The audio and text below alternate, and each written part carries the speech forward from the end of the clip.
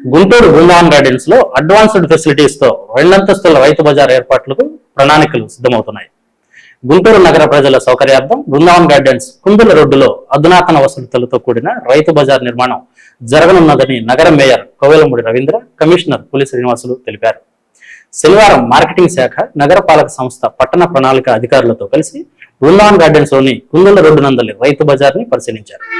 రైతు బజార్ నిర్మాణానికి నగరపాలక సంస్థ స్థలాన్ని కేటాయింపు ప్రక్రియ పూర్తయిందని, సదరు రైతు బజార్ నిర్మాణానికి ఇప్పటికే మార్కెటింగ్ శాఖ వారు నిధులు మంజూరు చేయడం కూడా జరిగిందని, కావున రైతు బజార్ నిర్మాణ పనులను త్వరితగతిన ప్రారంభించాలని మార్కెటింగ్ శాఖ అధికారులను ఆదేశించారు. అంతేకాక నిర్మించబోయే రైతు బజార్ ని ఆధునిక వసతులతో, సెల్లార్ పార్కింగ్ తో కూడిన రెండంతస్తులు ఉండే విధంగా విశాలంగా షాపులు ఉండేలా నిర్మాణం చేయడానికి ప్రతిపాదనలు సిద్ధం చేయాలన్నారు. సదరు రైతు బజార్ నిర్మాణం ప్రాంతంలో నగరపాలక సంస్థ స్థల సర్వే సమగ్రంగా చేపట్టి ఆక్రమణలు గుర్తిస్తే చట్ట ప్రకారం తొలగించాలని సిటీ ప్లానర్ సర్వేయర్లను ఆదేశించారు.